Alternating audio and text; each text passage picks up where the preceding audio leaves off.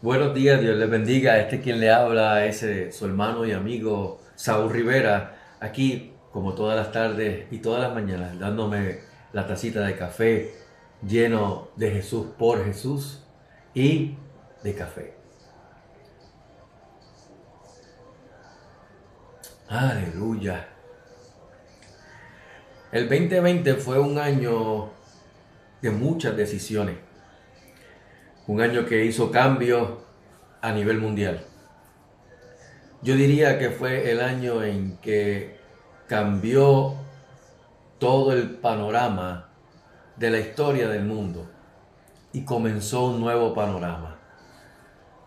Proféticamente hablando, podríamos decir también que fue un año que dio comienzo a una era la cual muchas generaciones no habían experimentado. En ese momento, en el 2020, hice un escrito que lo titulé Cobardía, su antídoto. Así que quiero presentárselos en el día de hoy, pero antes vamos a presentarnos delante del Señor. Eterno Dios y Padre Celestial, te damos las gracias, porque tu misericordia en esta mañana se renovó. Grande es tu fidelidad, Señor, y por tu misericordia no hemos sido consumidos.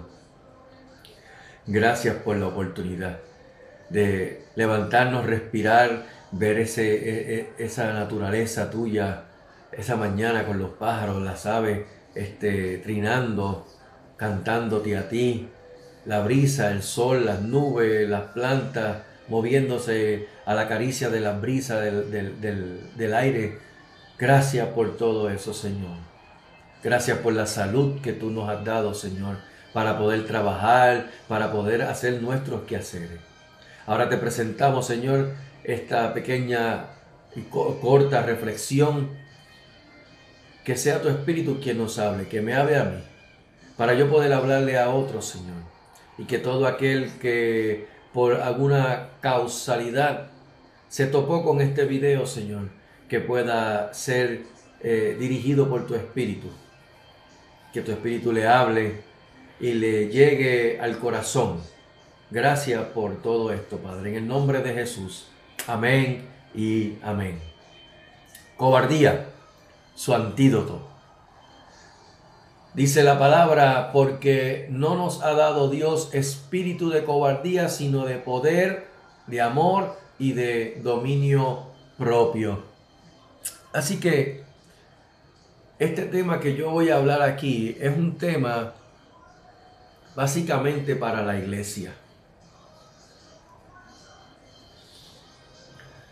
Así que, querido amigo, que por esas causalidades del Señor te topaste con este tema, presta atención, porque es un tema que le voy a hablar a la iglesia y tú puedes ser parte de la iglesia del Señor.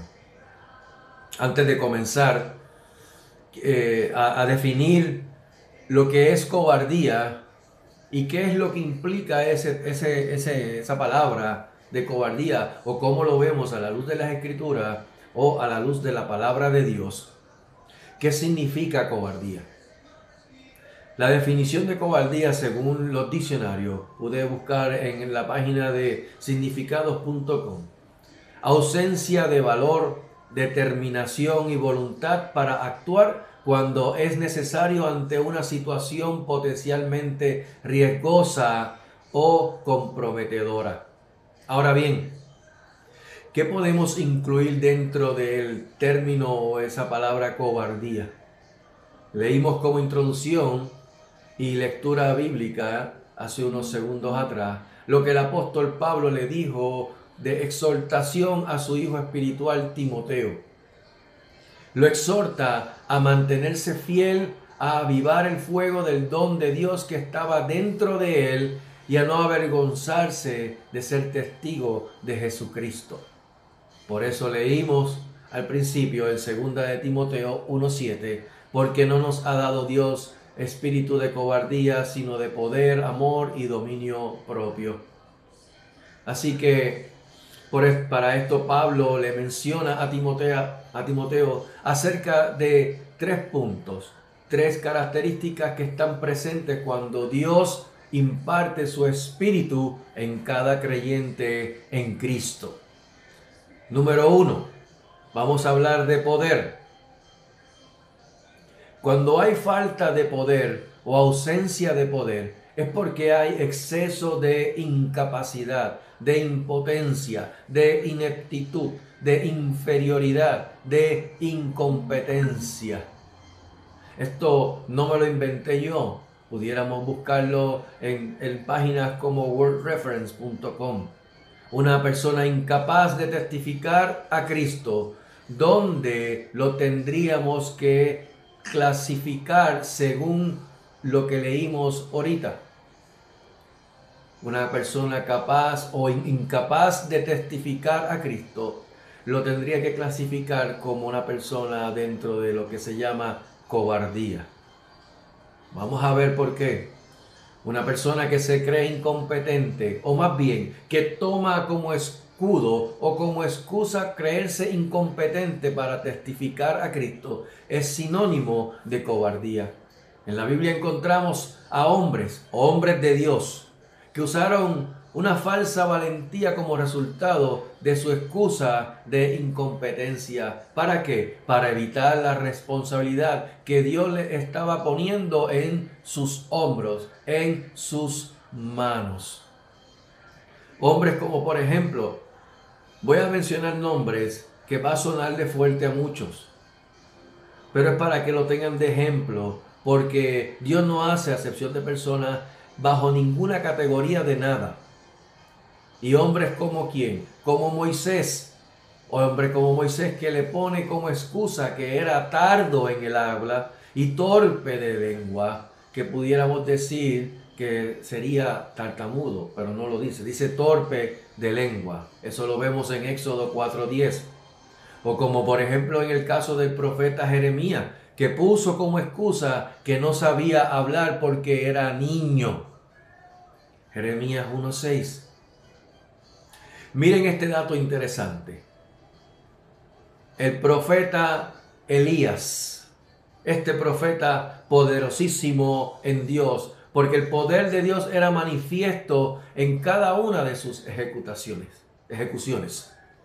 Luego de ser partícipe de los milagros que experimentó en obediencia a Dios, profetiza, o más bien declaraba que no habría lluvia por 3 años, en otros lados dice 3 años y medio.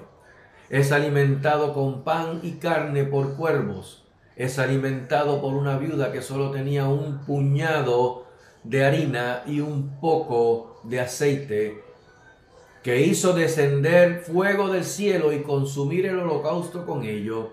También eliminar a 450 profetas de Baal y 400 profetas de Acera. Luego de todo esto, huye al desierto sentándose debajo de un enebro, deseándose morir, poniendo como excusa que se sentía menor o inferior a sus padres, como se relata en Primera de Reyes, capítulo 19, verso 4. Tan solo por una amenaza de muerte por parte de una mujer, la esposa del rey Acab, Jezabel. Y por segunda ocasión huye de su responsabilidad, escondiéndose en una cueva con la excusa de que, según Elías, era el único profeta de Dios que quedaba en ese lugar, y sintió dizque un vivo celo por Dios. ¿Qué poder es el que Dios nos demanda? ¿O de qué poder o a qué poder está refiriéndose Dios en su palabra? Para eso tenemos que ir a Efesios capítulo 6, verso 10. Fortaleceos en el Señor y en el poder de su fuerza. Fíjate cómo lo dice en Romanos capítulo 1, verso 16. Porque no me avergüenzo del evangelio. ¿Porque qué? Porque es poder de Dios. Así que es de su poder que mediante su Espíritu somos llenos de todo gozo y paz y esperanza. Romanos capítulo 15, verso 13 nos dice: y el Dios de esperanza os llene de todo gozo y paz en el creer, para que abundéis en esperanza por el poder del Espíritu Santo. Ese poder que actúa en nosotros, ¿gracias a quién? Gracias a aquel, a Dios, a nuestro Abacadosh, al Dios eterno, que es poderoso para hacer todo en sobreabundancia, mucho más de lo que tú y yo pudiéramos pedir o entender. En Efesios capítulo 3, verso 20 nos dice: y aquel que es poderoso para hacer todas las cosas mucho más abundantemente de lo que pedimos o entendemos, según el poder que actúa en nosotros. Porque no nos ha dado Dios espíritu de cobardía, sino de poder y de ¿qué más? De amor. Número 2, amor. ¿Cuál amor? Antes de contestar esa pregunta, la falta o ausencia de amor es o responde a odio, a desprecio, a rencor, a indiferencia, a antipatía, a repugnancia. La lista es larga. El ser humano tiene o siente la necesidad de muchas cosas que bien podríamos dividirlas en 3 partes o en 3 aspectos. Pero primero vayamos a Primera de Juan, capítulo 3, verso 17, para que podamos ver qué nos dice la Escritura acerca de la falta o la ausencia de amor. Primera de Juan, capítulo 3, verso 17 nos dice: pero el que tiene bienes de este mundo y ve a su hermano tener necesidad y cierra contra él su corazón, ¿cómo mora el amor de Dios en él? Voy a repetirlo. Pero el que tiene bienes de este mundo y ve a su hermano tener necesidad y cierra contra él su corazón, ¿cómo mora el amor de Dios en él? Veamos los 3 aspectos. Aspecto número 1. En el aspecto físico, nos vemos en la necesidad de alimentarnos, de vestirnos, de buena salud, etcétera, etcétera, etcétera. La Biblia nos dice en Mateo 6:26: mirad las aves del cielo, que no siembran, ni ciegan, ni recogen en graneros, y vuestro Padre Celestial las alimenta. ¿No valéis vosotros mucho más que ellas? Así que, ¿qué le está diciendo el Señor a uno? Que tenemos necesidad de alimentarnos, de vestirnos, de buena salud. Sin embargo, el Padre Celestial alimenta a las aves del cielo, que tampoco siembran, ni ciegan, ni recogen en graneros.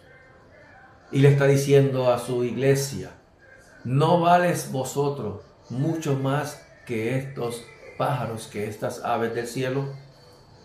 Número 2. El aspecto emocional o el aspecto del alma. Nos vemos en la necesidad de ser amados, de sentirnos alegres, contentos, de no ser rechazados, de no ser odiados, de que no nos desprecien, de ser aceptados, de ser confortados por alguien.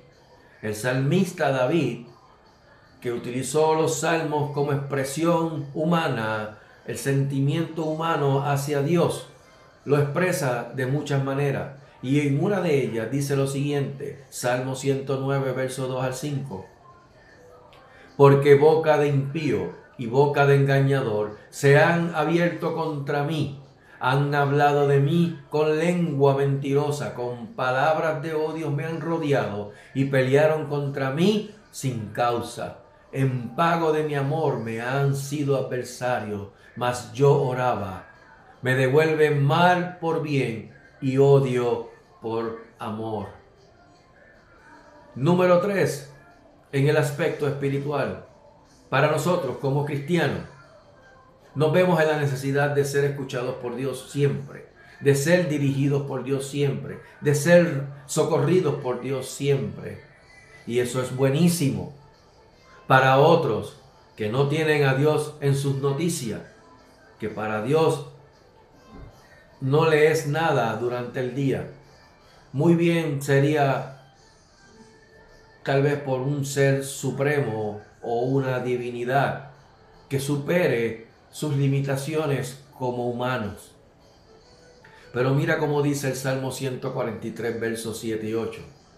Respóndeme pronto, oh Jehová, porque desmaya mi espíritu. No escondas de mí tu rostro. No venga yo a ser semejante a los que descienden a la sepultura. Hazme oír por la mañana tu misericordia, porque en ti he confiado. Hazme saber el camino por donde ande, porque a ti he elevado mi alma. Aleluya. ¿Cuántos se han sentido de esa manera? Yo me he sentido de esa manera. He deseado buscar un pronto auxilio rápido en medio de cualquier tribulación. Fíjense que en el Salmo 50, si mal no recuerdo, es el Salmo donde dice, ten piedad de mí, oh Dios, conforme a tu misericordia, conforme a la multitud de tus piedades. ¿Sí? Y el final dice, no te tardes. Hay una necesidad apremiante de escuchar la voz de Dios y la atención y la mano de Dios en nuestras circunstancias. Ahora bien, el ser humano puede gozar de buena salud, de tener recursos, de tener pertenencia, de poseer bienes materiales, de tener riqueza, pero si no es salvo por la gracia y misericordia de Dios mediante Jesucristo, ¿sabes qué? Está perdido. Voy a repetirlo. El ser humano puede gozar de buena salud, tener buenos recursos, tener pertenencia, poseer bienes materiales, de tener riquezas, pero si no es salvo por la gracia y misericordia de Dios mediante Jesucristo, está perdido, sin fe y sin esperanza.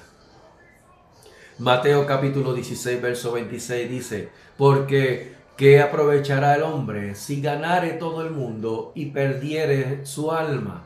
¿O qué recompensa dará el hombre por su alma? Un texto famosísimo que todo el mundo ha escuchado y ha dicho, y del cual hice también una reflexión y también la tengo grabada, la cual les invito a que la escuchen. Juan 3:16. Texto que todos conocemos muy bien y diría que es la mayor demostración del amor de Dios hacia la humanidad. Porque de tal manera amó Dios al mundo que ha dado a su Hijo unigénito, para que todo aquel que en Él cree no se pierda, mas tenga vida eterna. Su propósito y voluntad no es la condenación del hombre, sino su salvación por Él, por Cristo. Juan 3:17, porque nos quedamos en el verso 16. Porque no envió Dios a su Hijo al mundo para condenar al mundo, sino para que el mundo sea salvo por Él. Y como Él determinó desde antes de la fundación del mundo su plan de salvación, del cual su regreso es parte del mismo, Él no retarda su promesa. Él no desea que nadie muera, sino que todos procedan al arrepentimiento. Segunda de Pedro capítulo 3 verso 9 nos dice, te dice a ti, querido amigo, el Señor no retarda su promesa, según algunos tienen por tardanza, sino que es paciente para con nosotros, no queriendo que ninguno perezca, sino que todos procedan al arrepentimiento. Así que este espíritu de amor provoca que en nosotros, que no nos avergoncemos de testificar a Cristo, que no nos avergoncemos de predicar su evangelio, el evangelio de salvación por Cristo, de predicar en su nombre el arrepentimiento y el perdón de pecados a todos. Lucas 24:27 nos dice: y que se predicase en su nombre el arrepentimiento y perdón de pecados en todas las naciones. Que no haya ni una pizca de cobardía en nuestro interior, mas por el contrario, reflejemos el espíritu de amor dado por Dios a nuestras vidas. Primera de Juan capítulo 4 verso 18.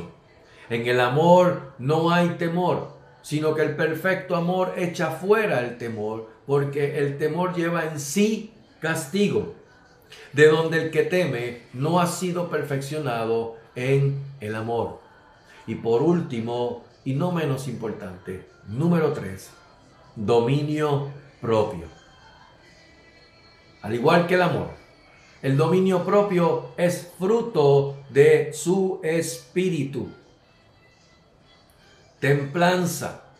Lo contrario a templanza o dominio propio es considerado en los diccionarios como desenfreno, inclemencia, tempestad, intemperancia. Ahora bien, ¿qué nos llevaría a perder el dominio propio? ¿Qué me llevaría a perder, como dicen, los estribos? ¿O qué me llevaría a descontrolarme? Bueno, el miedo, el pánico.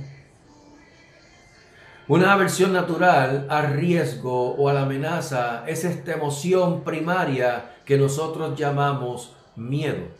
Lo desconocido puede producirte miedo.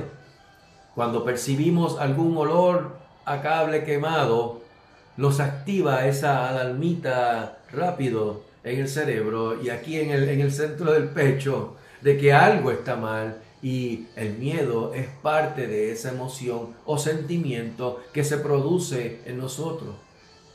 También cuando sabemos que lo que estamos haciendo está mal o bien mal, produce cierto miedo en nosotros. Tú sabes el momento en que cuando estás haciendo las cosas mal, el Espíritu Santo te redarguye y tú sientes ese temor, esa convicción de que le fallaste. Así que en muchas ocasiones que mucha gente piensa que el miedo es lo más malo, a veces el miedo es el amigo tuyo para que no caigas en ese precipicio, que te hace frenar, te dice, espérate, ahí abajo lo que hay es un abismo. Ahora bien, cuando el miedo nos descontrola o nos lleva a descontrolarnos, cuando llega a desesperarnos, eso se le llama pánico, que no es otra cosa que miedo y ansiedad muy intenso. El miedo puede llevarnos a tomar ciertas precauciones o medidas ante un peligro o amenaza. Sin embargo, el pánico no.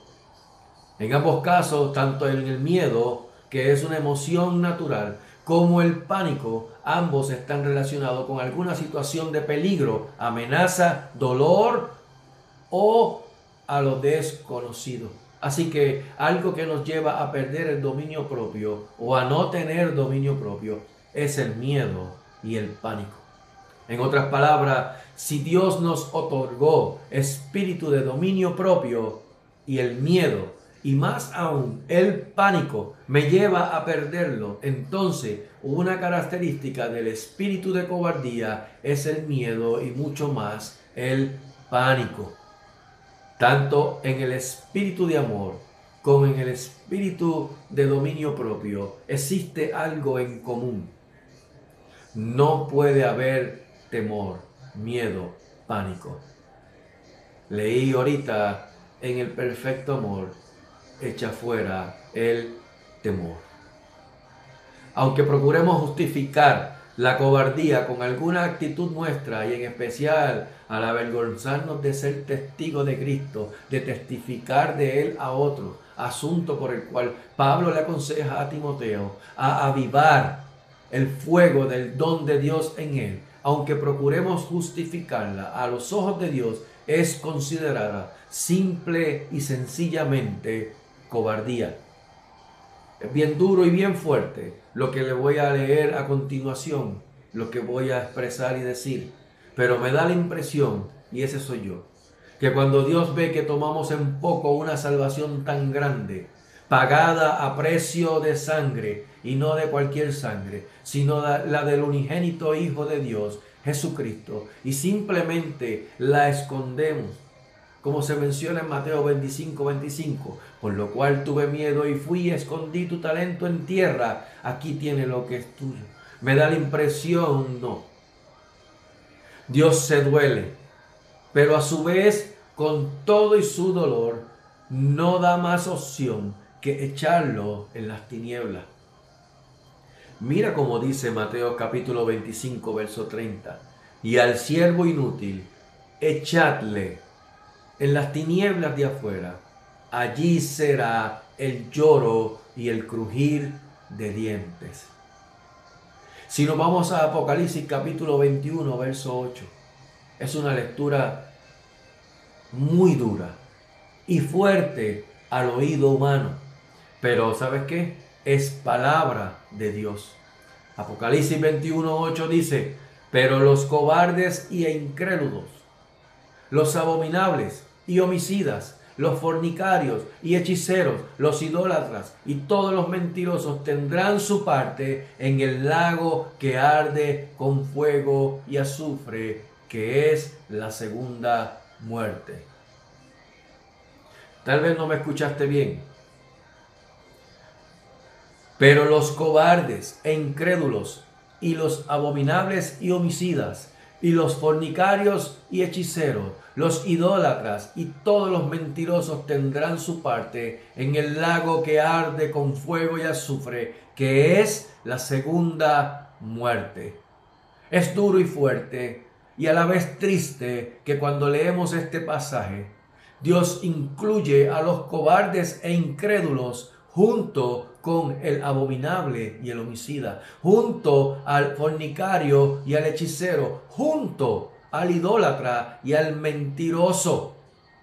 Y digo triste porque nuestra humanidad no nos gustaría relacionar el ser cobarde con estos otros tipos de personas, el cual su fin es que el lago que arde con fuego y azufre, que la Biblia lo llama la muerte segunda. Triste, ¿no? Triste. Tanto el Salmo 23, el Salmo 91, como el Salmo 121 y como muchos otros salmos más, son declaraciones, confesiones de poder, de amor y de dominio propio, confesiones de fe. Ustedes pueden buscarlos en su Biblia. ¿Qué dice el Salmo 23? Jehová es mi pastor, nada me faltará. En lugares de delicados pastos me hará descansar. Junto a agua de reposo me pastoreará. Confortará mi alma. Me guiará por senda de justicia, por amor de su nombre. Aunque ande en valle de sombra de muerte, no temeré mal alguno, porque tú estarás conmigo. Tu vara y tu cayado me infundirán aliento. Aderezas mesas delante de mí, en presencia de mis angustiadores. Unges mi cabeza con aceite. Mi copa está rebosando. Ciertamente el bien y la misericordia me guiarán por la vida. Y en la casa de Jehová moraré por largo día. Lamentablemente, son muchos los que recurren a estos salmos como unos amuletos de buena suerte o de buena vibra. Cuando confesamos tal seguridad de lo que Dios es en nuestras vidas, no hay cabida al miedo, no hay cabida a la ansiedad, no hay cabida al pánico, no hay cabida a la desesperanza. Cuando creemos y tenemos tal confianza en la seguridad de Dios en nosotros, en nuestras vidas, en que Jehová es mi pastor y nada me faltará, en que el que habita el abrigo del Altísimo morará bajo la sombra del Omnipotente, en que mi socorro viene de Jehová, que hizo los cielos y la tierra. Aleluya. Entonces, ¿qué podemos confesar con nuestros labios? ¿qué podemos declarar con nuestros labios? Cuidado con esa palabrita. ¿Qué podemos? Aunque la higuera no florezca, ni en las vides haya fruto, aunque falte el producto del olivo, y los labrados no den su mantenimiento, y las ovejas sean quitadas de la majada, y no haya vacas en los corrales, con todo, yo me alegraré en Jehová, y me gozaré en el Dios de mi salvación. Habacuc capítulo 3, versos 17 y 18. ¿Qué más? He aquí nuestro Dios a quien servimos puede librarnos del horno de fuego ardiendo, y de tu mano, oh rey, nos librará. Y si no, sepas, oh rey, que no serviremos a tus dioses, ni tampoco adoraremos la estatua que has levantado. Daniel capítulo 3, versos 17 y 18. ¿Qué más? Que aunque ande en valle de sombra de muerte, no temeré mal alguno, porque tú estarás conmigo. Tu vara y tu callado me infundirán aliento. Salmo 23, verso 4. Miedo, pánico, ansiedad. Primera de Pedro capítulo 5, verso 7. Mira lo que el Señor nos dice.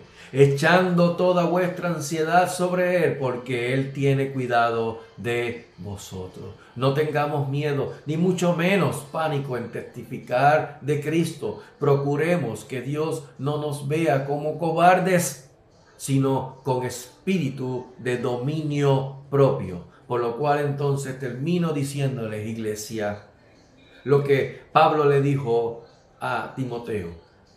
Por lo cual te aconsejo que avives el fuego del don de Dios que está en ti por la imposición de mis manos, porque no nos ha dado Dios espíritu de cobardía, sino de poder, de amor y de dominio propio. Por tanto, no te avergüences de dar testimonio de nuestro Señor. Y a ti, querido amigo, que escuchaste este mensaje que le acabo de dar a la iglesia, si no has sido iglesia, porque la única forma de ser iglesia del Señor es haber nacido de nuevo, nacido del Espíritu Santo. Y como único puedes hacer eso es que en tu corazón haya habido un arrepentimiento porque escuchaste la palabra de Dios. Y la fe viene por el oír y el oír de la palabra de Dios. Y entonces es como único vas a poder poner tus ojos en Jesús, el autor y consumador de la fe. Y esa es la fe que agrada a Dios. Porque sin fe, sin esa fe, es imposible agradar a Dios. Una vez eso ocurra, vas a confesar arrepentimiento de corazón, porque tú no puedes burlar a Dios. La palabra dice en los Salmos, al corazón contrito y humillado, tú no despreciarás jamás, oh Dios. Así que cuando tú vienes en arrepentimiento al Señor, el Señor se mueve a misericordia y su gracia te salva. Por gracia sois salvos, por medio de la fe. Y esto no de vosotros, pues es don de Dios, no por obras, para que ni tú ni yo, para que nadie se gloríe. Cuando eso ocurre en tu corazón, va a producir en tu alma tal convicción que te va a llevar a confesar a Jesucristo como tu Señor. Y ya no vives tú, sino que Cristo vive en ti. Mira lo que dice en Hechos capítulo 17, verso 30, que Dios, habiendo pasado por alto los tiempos de esta ignorancia, ahora manda a todos los hombres en todo lugar a que se arrepientan. No hay excusa. Por cuanto ha establecido un día al cual juzgará al mundo con justicia por aquel a quien designó con haberle levantado de entre los muertos. ¿Quién es ese? Jesucristo. Y eso entonces Lo tienes que unir a Romanos capítulo 10, verso 8 al 10. Más, ¿qué dice? Cerca de ti está la palabra, en tu boca y en tu corazón. Y esta es la palabra de fe que predicamos. Esta es la palabra que yo te estoy hablando hoy. Que si confesares con tu boca que Jesús es el Señor y creyeres en tu corazón que Dios le levantó de entre los muertos, serás salvo. Porque con el corazón se cree para justicia, mas con la boca se confiesa para salvación. Hoy es el día aceptable, hoy es el día agradable. Y si oyes hoy su voz, no endurezcas tu corazón, porque tú no sabes si hay un mañana. Así que te animo, te exhorto a que no rechaces este llamado. Que Dios te bendiga. Iglesia, no te avergüences de dar testimonio, porque esto es poder de Dios. No te avergüences de ser llamado un hijo de Dios. Predica, porque Cristo viene pronto. Él regresa por su iglesia. Amén. Amén. Dios te bendiga y añada gracia sobre gracia.